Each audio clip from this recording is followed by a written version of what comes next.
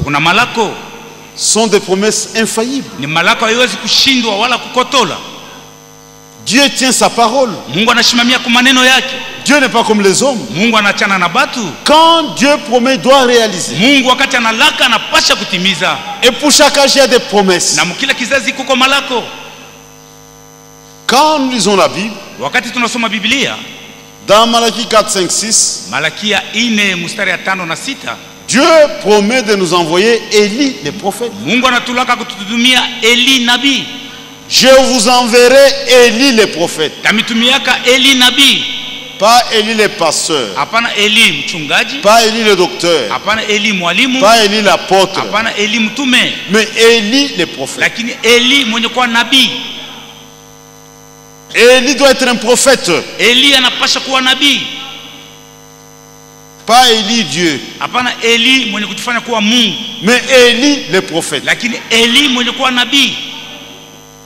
Et Dieu a envoyé Élie les prophètes. Na Mungu alituma Eli nabii. Selon ses promesses. Fatana na malako yake. Élie est venu conformément à la parole de Dieu. Eli alikuya kufuatana na neno ya Mungu. Ceux qui n'ont pas vu la chose, bale balikosa kuiona, c'est qu'avana musauti ya Mungu. Ils ne sont pas dans la parole de Dieu.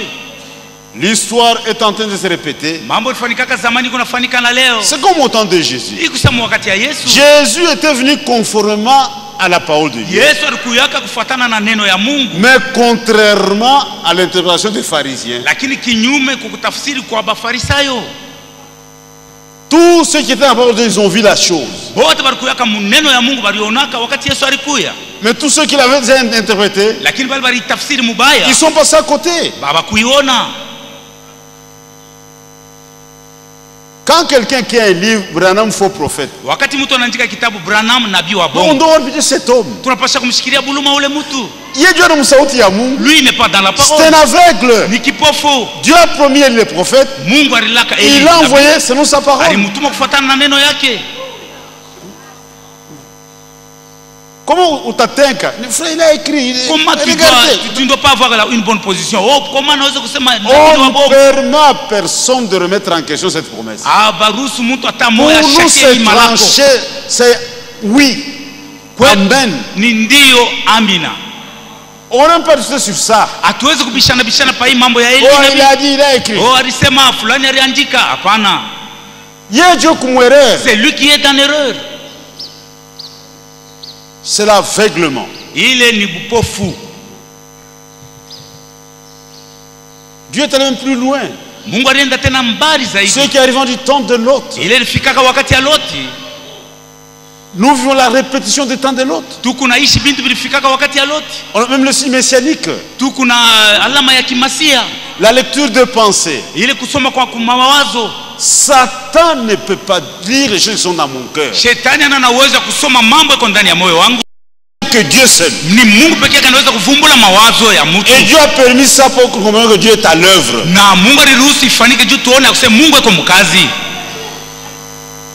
Regardez Paul.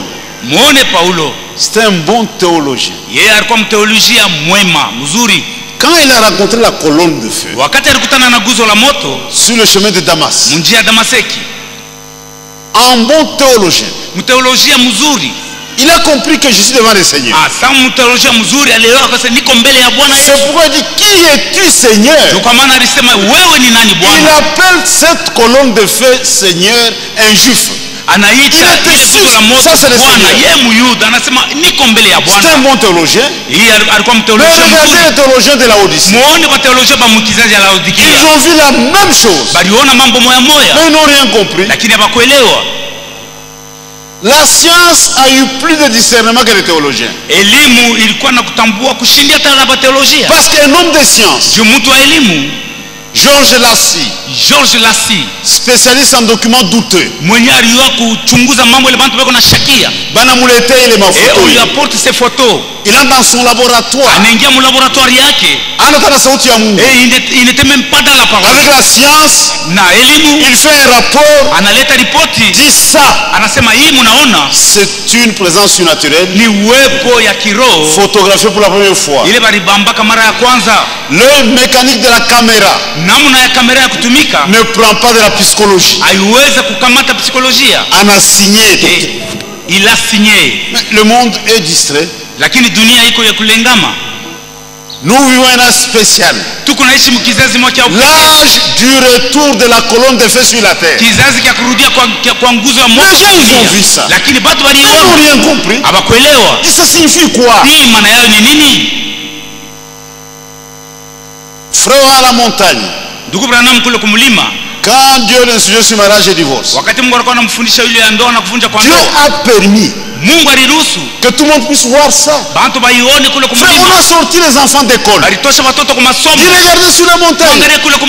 Cette lumière qui monte et qui descend. Frère Branham est sur la montagne. Dieu est en train de lui parler. Ce que je vous dis, c'est ce que Dieu m'a dit quand j'étais sur la montagne. Malgré toutes ces preuves, les gens sont dans l'aveuglement.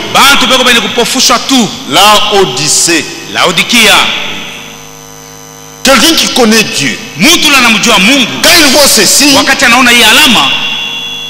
Paul est tombé. Paul a changé de direction. Ça sont des faux théologiens. Dieu a parlé dans notre temps. Mais la voix de Dieu, c'est une voix rare. Mais c'est une voix qui est toujours présente. Dans chaque âge, Dieu parle. Mais quand l'âge est passé, les gens en parlent. Aujourd'hui, toutes les histoires de Noé. Mais au temps de Noé, il n'y avait que Noé et sa famille. Mais là tout le monde en parle. Aujourd'hui tout le monde en parle. Noé. Tout le monde en parle. Mais il n'y avait que Noé et sa famille. Jean-Baptiste, précurseur, tout ça.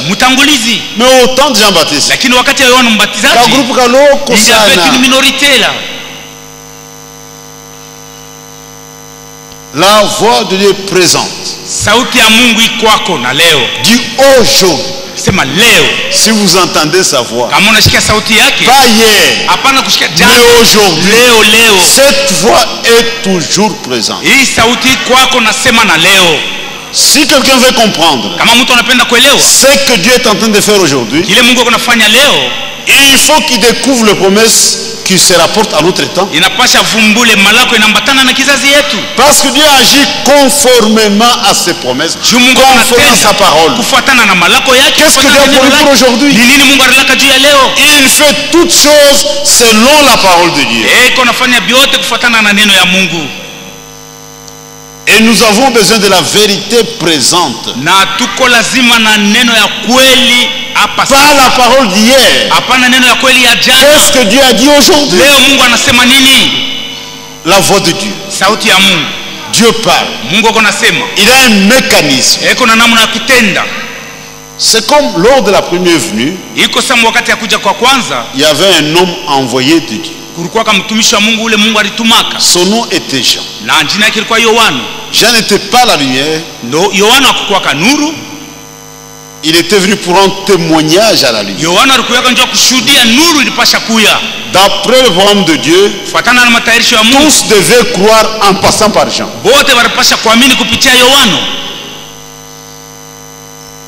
Mais on a coupé la tête du précurseur. À la demande d'une majorette, une danseuse. Et il a été décapité. Le pharisien, les scribes, tout ça. L'histoire se répète. L'histoire se répète. Ce ne sont pas les buveurs d'alcool qui ont crucifié Jésus. C'est les clergés. Ils se sont réunis. D'après leurs analyses, dit cet homme ne vient pas de Dieu. Et donner des preuves. Regardez le jour de sabbat.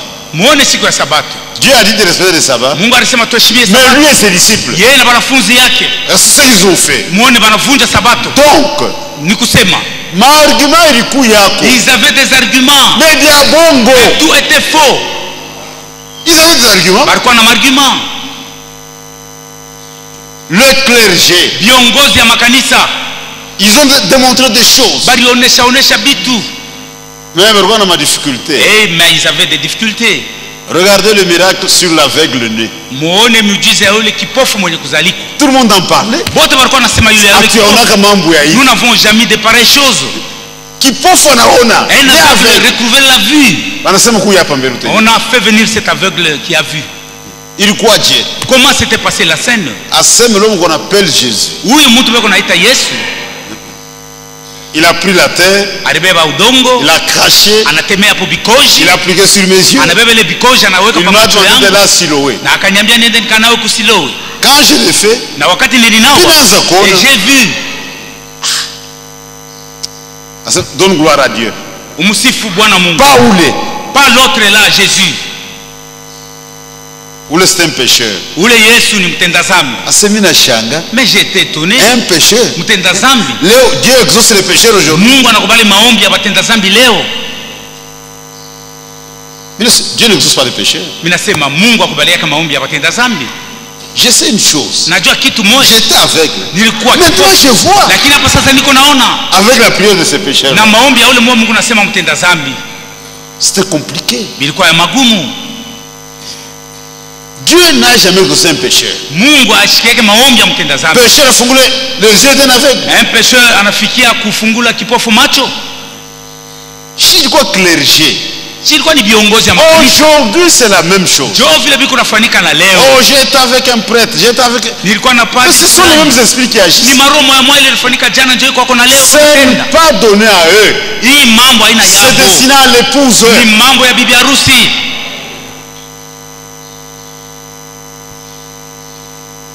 À la première venue, kuja kwa kwanza kwa Yesu, il y avait des sacrificateurs, kulikuwa bakuhani, il y avait des scribes, wabandisi, il y avait des pharisiens, wafarisayo, des sadducéens. masadukayo.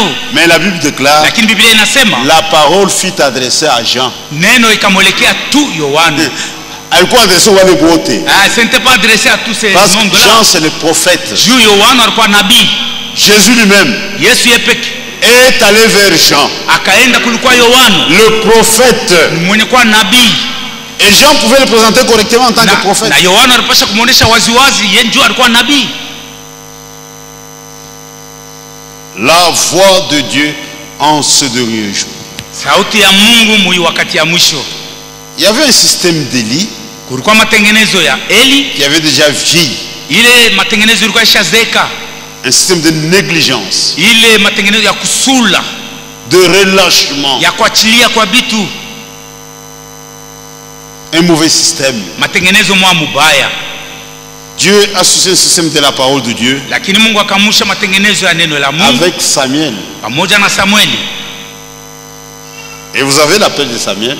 Munajua baba yake mwito ya Samueli. C'était un prophète. Yes, Samuel alikuwa nabii. C'est un appel à part. Ilikuwa ni mwito ya upekee. Là vous avez des voix audibles. Pale kulikuwa masauti ya kusikilika. Une voix audible. Sauti ya kusikilika. Il n'était pas bien entraîné. Lakini Samuel alikuwa ibali kuzobelea Mungu namna ya kutumika. Dieu l'appelle. Mungu akamuita. Anendo kwa Eli. Il est allé voir Eli. Deuxième fois. Mara ya pili Mungu akamuita tena. Il a compris que c'est l'appel de Dieu. Eli akaelewa sema ni Mungu ndio anamuita mtoto Samueli. Anamsaidia. Et il a aidé. Kama unashikia sasa. Si une fois tu t'appelles, dis ceci. Il a aidé. Na alimsaidia. Mais le temps d'Élie était fini, révolu. Lakini wakati ya Eli mambo yake yalikuwa ishaisha. C'était la fin d'un système. Ile matengenezo ilikuwa inaisha kuisha. Aujourd'hui mes frères, leo banduku yangu, le temps de dénomination est terminé. Wakati ya madhehebu inaisha malizika. C'est le temps de l'épouse. Hii ni wakati ya bibi harusi. Il y a même un ordre qui vient du ciel. Kuko tena utaratibu mmoja inatokea kumbingu. Sortez de Babylone. Sauti ya Mungu inatoka mbingu nasema mtoke mu Babeli. C'est le message de l'heure. Njoo ujumbe ya wakati. Le son doit être clair. Si quelqu'un écoute, il comprend que c'est un appel à la sortie. Sortez de Babylone, mon peuple. C'est un message adressé au peuple de Dieu. Et en sortant de Babylone, nous avons fait la volonté de Dieu. Frère, nous sommes dans la volonté de Dieu. Dieu ordonne de sortir. Quiconque fait partie du peuple de Dieu, atatoka. Il va sortir. Impossible de le garder. Haiwezekani mchunge mtoto wa Mungu mzeebu. Banapaswa kutoka. Les enfants de Dieu doivent sortir. L'ordre vient du ciel. Amri inatoka kumbingu. Et l'ordre concerne le peuple de Dieu. Ile amri ni ya watoto tu ya Mungu. Et en sortant, on a fait la volonté de Dieu. Na wakati tulitoka mzeebu tulifanya mapenzi ya Mungu. Quand les gens sont de dénomination, les dénominations se fâchaient. Wakati watu walikuwa wanatoka mazebu, benye mazebu walikuwa na shirika. On vous prend nos brebis. Mungu anatunyang'anya bakondo zetu. Abana wa brebis yenu hapa. Ce ne sont pas vos brebis. Ils retournent chez eux. L'ordre vient du ciel. Amri kunatokea kumbingu. Et en sortant, on a fait la volonté de Dieu. Na mkutoka kwetu mzebu tulifanya mapenzi ya Mungu. Le temps de dénomination est fini. Wakati ya mazebu inaisha malizika. C'est le temps de l'époux. Hii sasa ni wakati ya bibi harusi. Un système de la parole de Dieu. Matengenezo ya neno ya Mungu. Représenté par le jeune Samuel. Yenye kuonekana kupitia kijana Samueli. Un prophète. Mwenye kuwa nabii. La parole vient au prophète. Neno kunaelekea nabii. Dieu a promis un prophète. Mungu alitulaka nabii. Dieu n'a jamais promis un pape. Mungu ayalakaka papa. Je vous enverrai des papes. Ça n'existe pas. Non. Abinako. Mais Élie, le prophète. La parole vient au prophète. C'est un système à part. Et quand vous lisez les Écritures, le jeune prophète était couché au temple. Où était l'arche de Dieu. Et Dieu l'appelle. Maintenant, ce qu'il avait comme travail, c'était un dur travail. Il devait prêcher contre la maison qu'il avait élevée. Frère, c'est une mission difficile. Sa prédication était dirigée contre la maison de Dieu. Il a grandi dans cette maison. Il a été élevé dans cette maison. Mais il devait prêcher contre cette maison.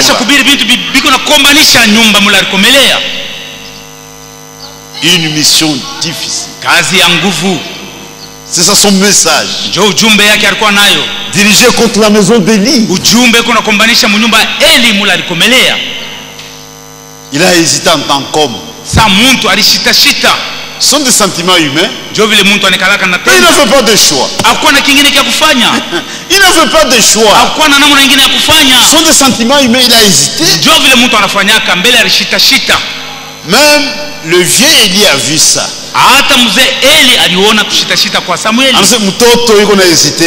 Je vois que l'enfant est en train d'hésiter. Dis-moi la vérité, pourquoi tu hésites? Et il était dans l'obligation de lâcher la chose.